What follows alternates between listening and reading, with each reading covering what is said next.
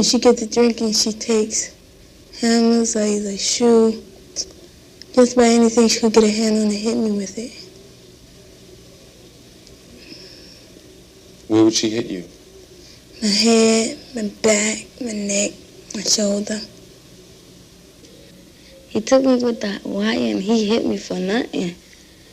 And then what kind of wire was that? Like, you know the telephone? The wires from the telephone, like those? Or like that. What did he do with it? He started hitting me with, he left me marks, man. Where did he make marks? In my arms. One night, me and my two sisters, we went upstairs, went to bed, right? My mother, she fed us and we went to bed. So we were sleeping, and I just heard this boom. She pushed the door open, and we sleeping. She said, get up, get up. And I got her, and her boyfriend was standing there. She said, take off all your clothes. I took off all my clothes. She woke up my sister to tell them to take all their clothes off. Then he had a mop. They beat us with the mop. She threw us all over the walls and stuff. She choked at me. She's called me all kinds of names and things. My sister was crying, and then after that, she kept choking me, saying I wasn't no good, and everything, said I'm gonna wind up like my other sister and everything. And then her boyfriend, he came in there, he started beating all three of us, throwing us all over the room in the bed. My mother was saying, kill him like that. These young girls have all been abused by their parents. There are only 3 of the more than 22,000 children who were battered in New York City last year. Yet they're 3 of the lucky ones. More than 200 other children were much less fortunate. They were beaten to death, burned to death, branded with hot irons, thrown into courtyards, starved to death. Every week in this city, at least one child dies from battering. Child abuse has become the leading cause of infant death in the United States. Chair. Dr. John Devlin is Deputy Chief Medical Examiner for New York City. Now, a battered child, you have to understand, is a child who is consistently, repeatedly tortured over a long period of time until such time as he dies. When I say tortured, I mean it in the absolute sense. The child is burned, bitten, beaten, whipped. We have cases where children are punished by lighting the stove and their hands are stuck in the fire. When they can no longer do that because the hands become burnt nubbins, they use their feet. When their feet are nubbins, they then resort to plunging them in boiling water. Children are thrown against objects, they're swung and hit against objects, they're thrown against the ceiling, they're jumped on, they're kicked, they're punched, they're bitten. Cigarette bites, old burns, fresh burns, and one of the characteristics, of course, of the battered child is numerous old injuries. Multiple fractures of bones which were untreated and are poorly healed. Numerous old scars. Now, these children are helpless. A 2-year-old child can't decide to pack a bag and leave home. He is strapped to his environment exactly as though he were chained to the walls of a medieval dungeon. There is no escape. There is no hope. The temporary shelter for abusing mothers at New York's Foundling Hospital has been set up to try and help abusing women stop battering their children. The shelter program is run by Dr. Vincent Fontana. We found that many of these parents themselves had been beaten or possibly psychologically abused, neglected, and physically abused. And what happens is that they do it to their own children simply because it's been programmed. This is something that they have learned as youngsters, as early childhood. We've come to understand perhaps that mothering isn't really an instinct. It's something that you learn and something to model and imitate because you see your mother or your grandmother or your aunt raising children and siblings. And so when you have your child, it's been actually programmed into you. These parents we're talking about had nothing like this to model themselves on. All they saw was violence, intrafamilial violence, violence upon themselves.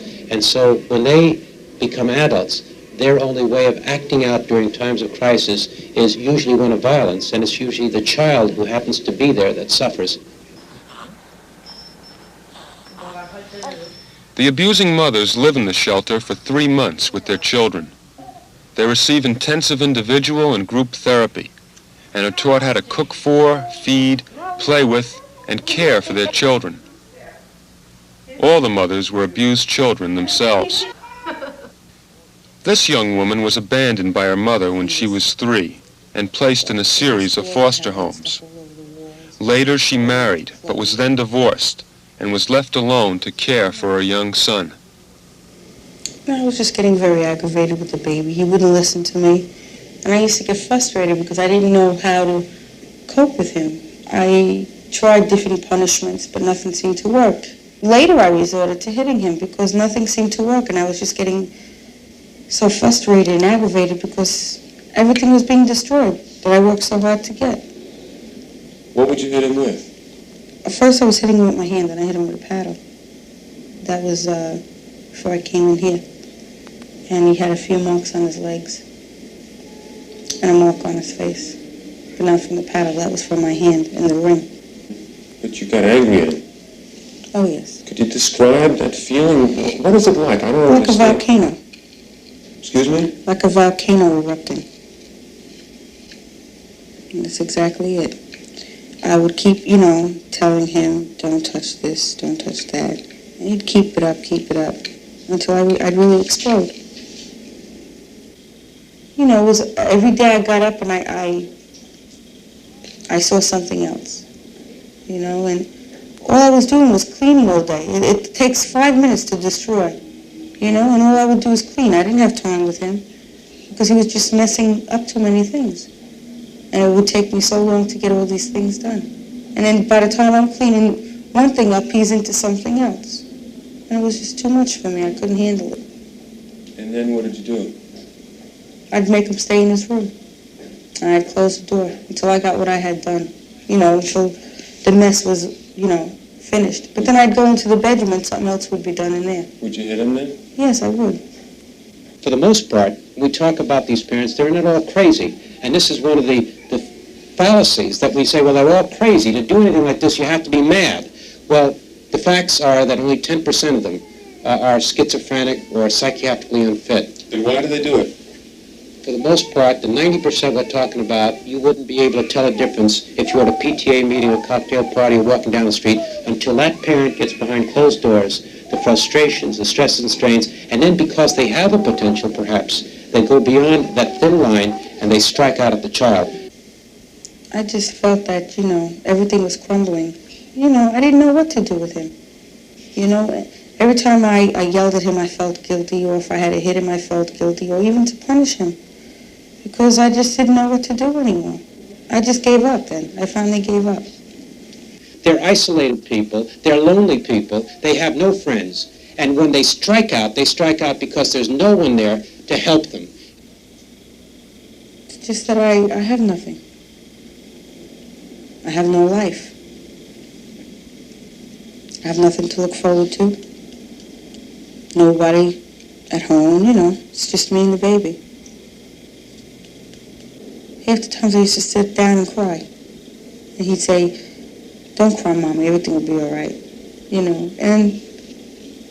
But that was it, and it would just start all over again. Start with something else. Do you ever still get angry at your son?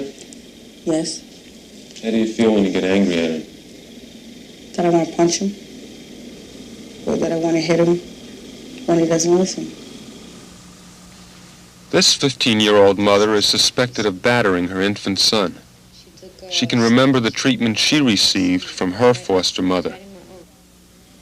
She used to pinch me, clobber her nails in me, smack me, punish me, send me to bed without no food, or kneel me down in the closet without no food or nothing. She used to put you in the closet? What happened?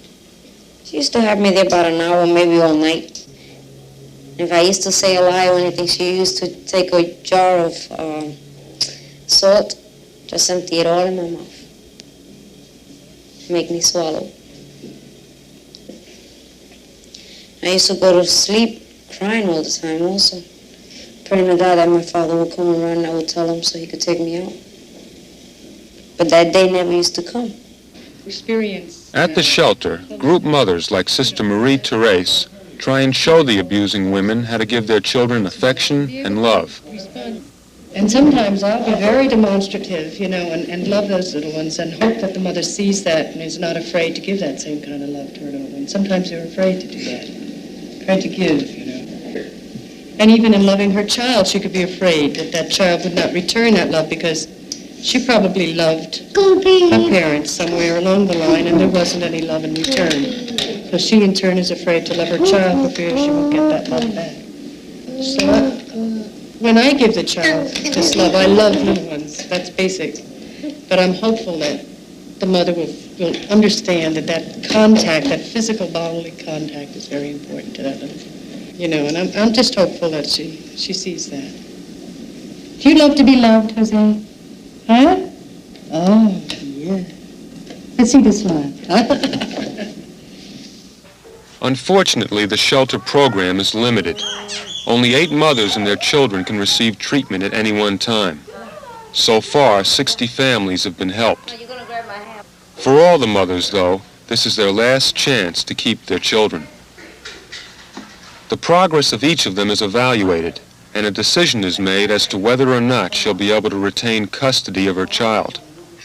Mildred, who is 18, is the mother of 2 children. Her little girl had a 2-inch sewing needle stuck in her stomach. The boy was beaten by her boyfriend while Mildred stood by. She has also beaten the children herself. We are trying to help parents who have trouble either caring for their children properly or with their tempers and hurting children. How can we help you? Well, I discipline Jose. I hit Jose. I spank him if I have to. When he gets on my nerves, I smack because he does get on my nerves. How do you smack him? I smack him in his face and his hands. What do you smack him with? My hand. And, I tell him, don't do that. I tell him, don't do that, don't do that. And I'd rather yell to him. When he gets on my nerves, I hit him. That strikes me as being a little harsh. Do you think I'm wrong? Well, yeah, he's a little bit strong. I know that. But, I don't have no temper to take his things. He's too much. He is. Well, do you think if you maybe talk to him? I do talk to him, and it goes in one ear and it comes out through the other. There's no use talking to him. Do you think it would be better if you didn't speak harshly to him and if you didn't hit him? That's where he really overdo it. That's when he really do it for good. And when I'm in a good mood, I like to play with him and everything, but and he gets me mad. He gets me mad. I won't take nothing from him. And I hit him. And I told him, you don't do that. And he came back and he had marks on his behind of the belt.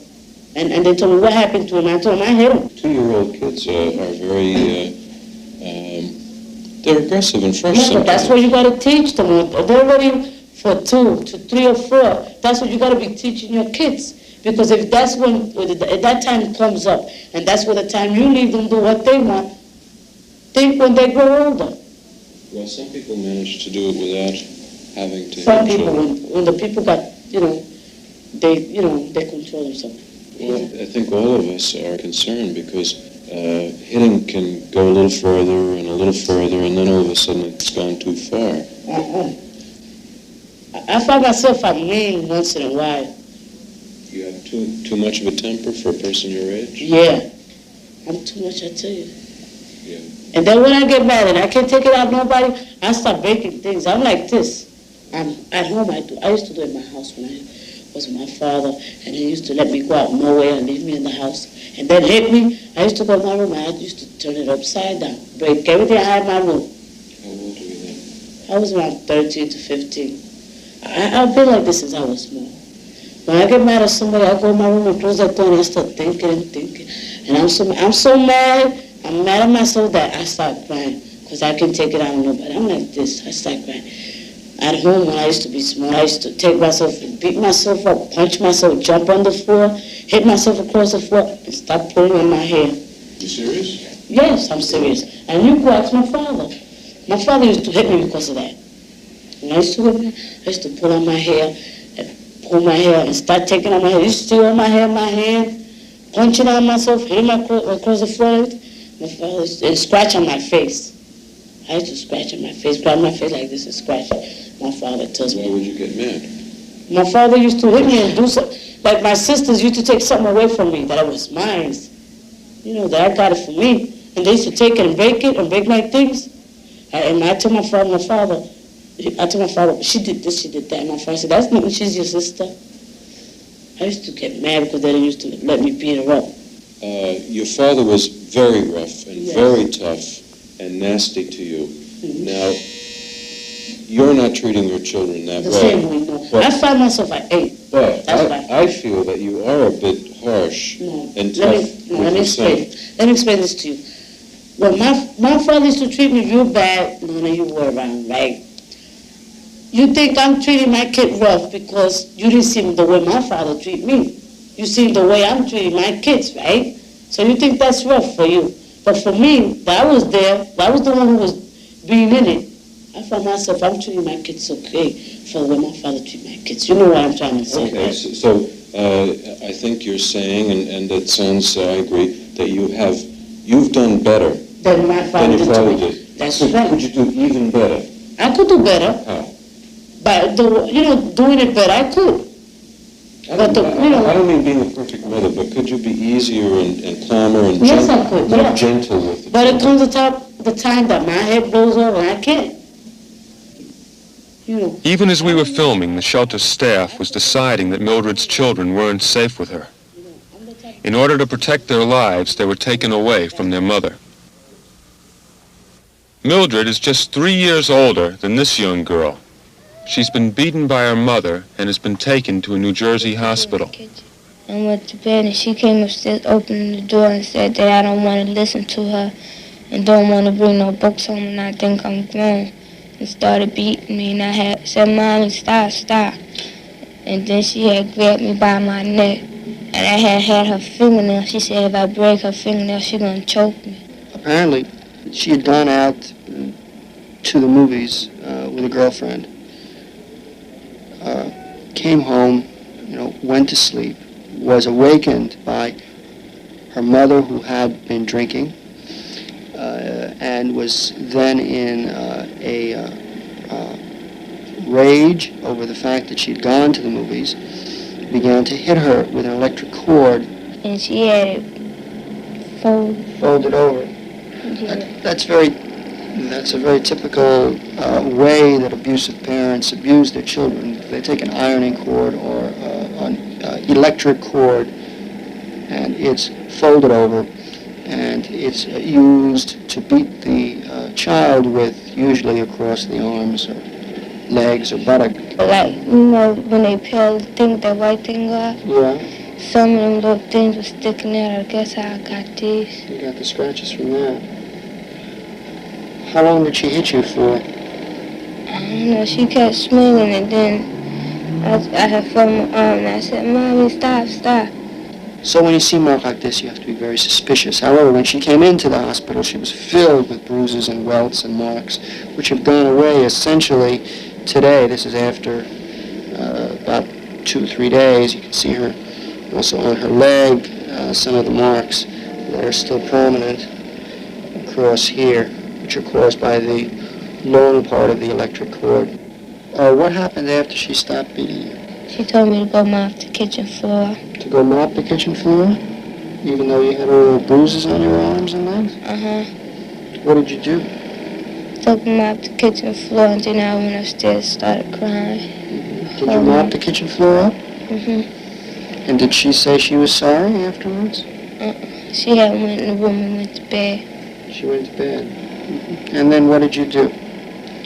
After I mopped the kitchen floor, I went upstairs and I was crying all night. I showed them to her. Too often, the care and attention an abused child receives in a hospital lasts for just a day or two. Then, assuming no permanent damage, she may actually be returned to her home. Many family court judges feel a child is better off with a mother, even if she is an abusing parent, and they return battered children in an effort to keep the family together. If a child is taken from her home, she usually ends up in an institution, either a foster home or a city shelter. For a teenage girl for whom there are very few foster homes, the wait in a city shelter may take years. At the shelters, abused children are mixed in with severely retarded and brain-damaged children, and with those who are already criminals. Right now, there are more than 1,700 children in New York City shelters waiting for a foster home in which to live.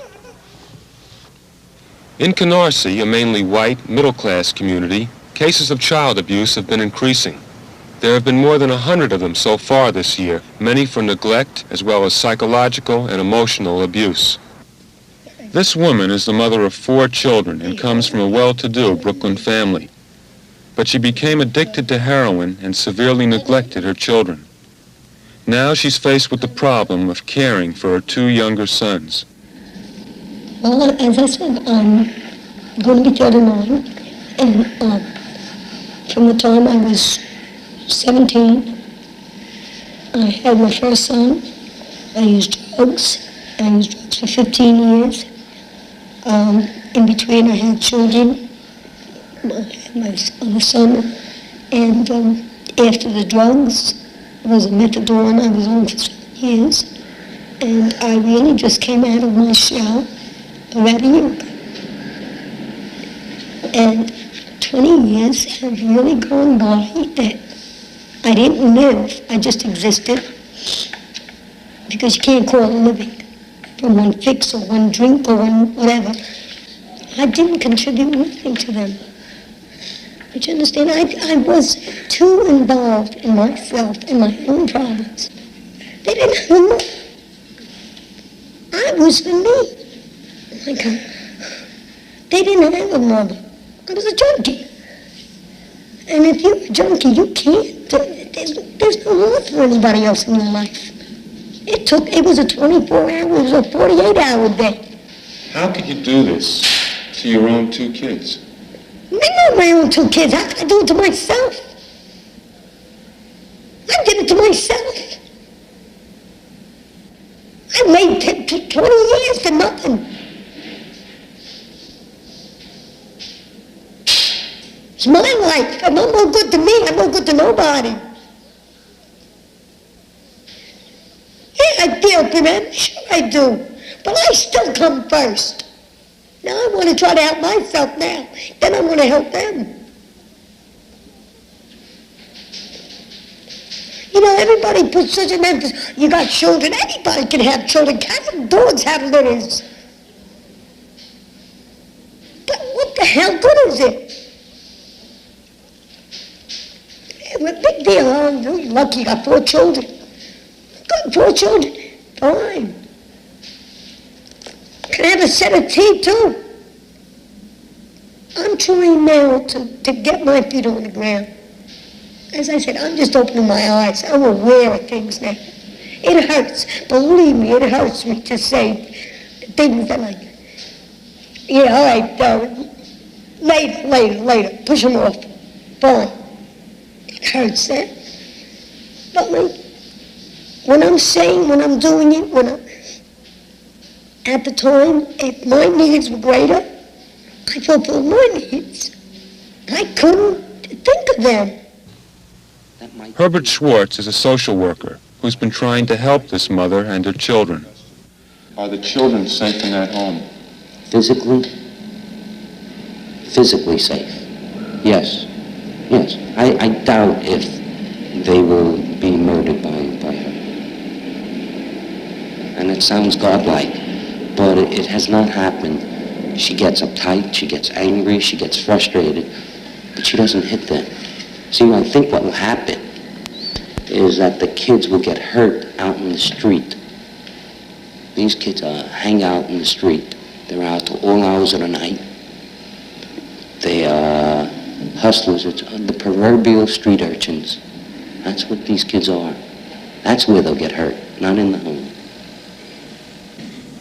You're scared though, aren't you? Sure. You bet I'm scared. I'm dealing with human lives. I'm scared. I can't mold these children into something just because I'm scared. Believe it. I wouldn't be asking for help. What frightens you most? What frightens me most? As far as taking care of the children, the little ones, that's just it. As far as taking care of them, that scares me. Can I do it? Can I accept it? Will I retreat? So many things. I can't go by what I did before. That was wrong. I can't use that because I'm not in that circle no more. So now I gotta go by the way I am now. Can I handle it now? Can you? I don't know. I swear to God, I don't know. I see myself get uptight last night, and I don't know. I want to. That's all I can say. I want to. But I don't know. And believe me, it's scary, because I'm not dealing with just an ashtray or something. I'm dealing with 2 lives. And I'm scared. In the entire interview with this woman, I don't think she was able really to take a look at what love is and know what it is. And the kids don't know what it is. Do you have a feeling of love for these 2 young kids? Yeah. What is it? What's the feeling? I feel sorrowful. I feel sorrowful. It's more pity than anything. For me, I don't think a kid could go at all without love, without being hurt, terribly hurt, and almost permanently so. I don't think if the kid begins to receive love at a certain point in his life, he can begin to develop from that. I don't know where you can send a kid where he can get love like that. I don't know. But I don't have that even maternal instinct. I don't. And I can't, and it comes out all the time. Because everything till he was born a dope addict. And it was my fault. And it's something that I couldn't live down. And he knows it. He knows it because they talk in his grandmother's house. He knows it. He was 7 weeks in the hospital. And I didn't want it to happen that way, but it did. You understand? And he was born with a habit. There, but for the grace of God go I. I have 2 children of my own. And I thank God every day, that my kids have a home and love and a family. And I wish it could be so for all of the kids. There was one day I came home and I said, damn it, let me take this kid home. But I can't do that. And there's too much. There's too many children. I used to feel that she was the best mother a girl could have. But now, I think she's the worst mother a girl could have. I couldn't let out my tears. I used to, but I can't no more. She treat me like she don't know me. She never knew me. So sometimes I told her. So not too long ago, I just told her I felt like killing her. How do you feel toward your own mother? How do you feel toward her?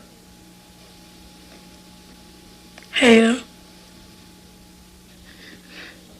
I don't know. I can't stand her. That's the way I feel. I feel like I wish he was there.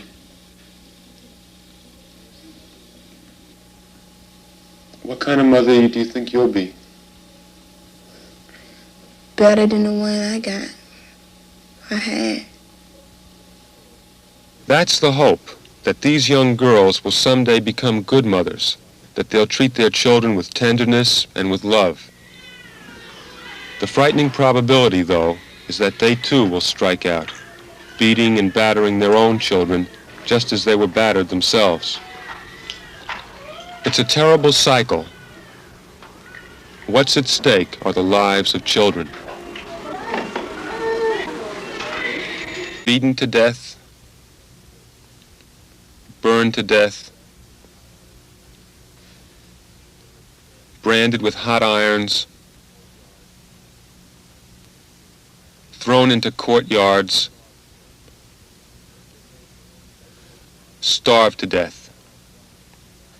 Every week in this city, at least one child dies from battering, child abuse has become the leading cause of infant death in the United States. Chair. Dr. John Devlin is Deputy Chief Medical Examiner for New York City. Now, about it. And then after that, she kept choking me, saying I wasn't no good, and everything, saying I'm a wind up like my older sister and everything. And then her boyfriend, he came in there, he started beating all three of us, throwing us all over the room in the bed. My mother was saying, kill him, like that. These young girls have all been abused by their parents. There are only 3 of the more than 22,000 children who were battered in New York City last year. Yet they're 3 of the lucky ones. More than 200 other children were much less fortunate. They were...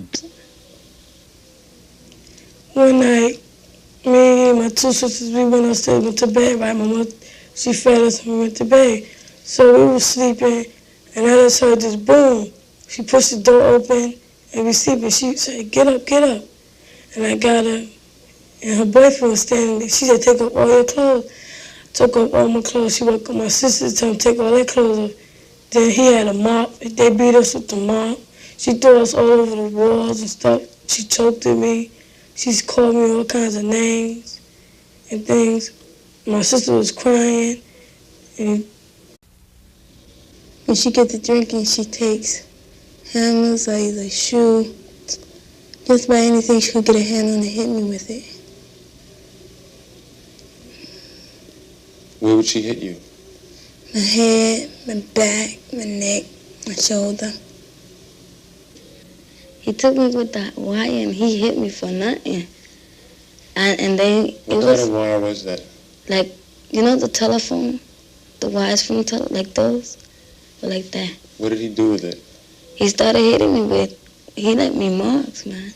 Where did he make marks? In my arms. A child, you have to understand, is a child who is consistently, repeatedly tortured over a long period of time until such time as he dies. When I say tortured, I mean it in the absolute sense. The child is burned, bitten, beaten, whipped. We have cases where children are punished by lighting the stove and their hands are stuck in the fire. When they can no longer do that because the hands become burnt nubbins, they use their feet. When their feet are nubbins, they then resort to plunging their